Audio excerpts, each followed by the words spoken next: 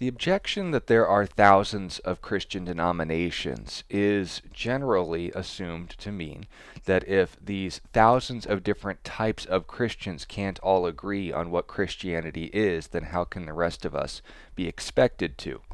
Now, this is fair if this wide diversity of different perspectives on what Christianity is was accurate. The problem is it isn't. First, to say that there's thousands of Christian denominations, there isn't even 1,000 Christian denominations.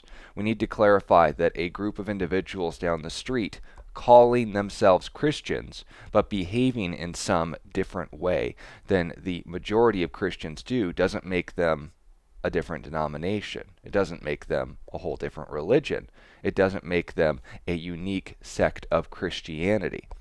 We need to make sure that a worldview, and understand this properly, a worldview having a wide diversity of applicants is going to have a wide diversity of application based on their culture and their background as well. That's not unreasonable to assume will be the case. But if on the other hand as well, if there are things that you have to be in order to consider yourself a Christian, for the same reasons you have to believe in order to be a Buddhist or a Muslim, then we can narrow down the differences between these denominations and why they're all considered Christian. That the areas of disagreement aren't the necessities, it's the areas of agreement between me, my Protestant, my Reformed, my Orthodox, my Catholic, my Westminster Baptist or Presbyterian brothers and sisters. We all call ourselves Christian. Why? Well, understand that not a single Christian denomination differs in the core claims of Christianity. They all acknowledge the deity of Christ, the nature of the Trinity, the process of salvation, and the authority of Scripture. A group that differs from this isn't a new Christian denomination. They're not Christian. On the other hand as well, the differences between the denominations are in how they observe the same core truths. Differences in preferred approaches and conduct in church during worship and study don't make you an entirely different religion. Understand the definition of a denomination. It's the way that a group approaches the same truths. If a group denies the core truths of Christianity, like Mormonism, Jehovah's Witnesses, Unitarians, and others, then they are not Christian, regardless of whether they read from the Bible, among other books, regardless of whether or not they call their God by the same name. They are talking about a different God.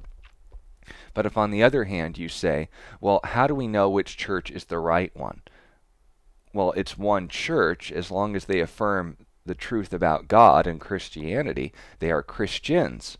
But if on the other hand you say, how do I know the difference between a real Christian and a false Christian? It comes down to those non-negotiables: the nature of the Trinity, the deity of Christ, the process of salvation, and the authority of Scripture. If you run into an individual or a group that denies these things, they are not Christian.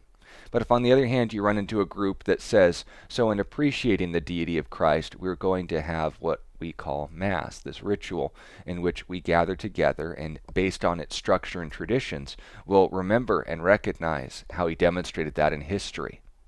That's just as Christian as the group that simply reads the Bible and overviews the same facts without the need for standing or kneeling or going through all of the Eucharist and so forth.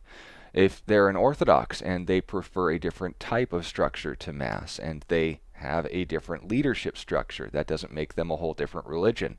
If you run into an individual who, say, for example, prefers an elder board as opposed to a single pastor, that doesn't make them a different religion. If you run into a church that prefers organ music as opposed to just simple classical guitar, that doesn't make them a whole different religion. These are the superficial differences between these denominations. And note, some Christians take it too far, and that's on them. But we shouldn't compromise truth because some people don't get it. So are there thousands of Christian denominations? No, there isn't even 1,000. The differences between these denominations are negligible because they all acknowledge the same core truths. And the reason we call them denominations in the first place is because they adhere to those same core principles. If they don't, then they're not a different denomination. They're a different religion entirely. Thank you for your time. If you have other questions or clarifications about perhaps why these four non-negotiables are in fact the case, that can be a whole other study on its own. But as far as the objection itself, once we properly understand what a denomination is, then we're going to also recognize what it isn't. Look forward to talking to you next time with more of these objections. Until then, God bless you.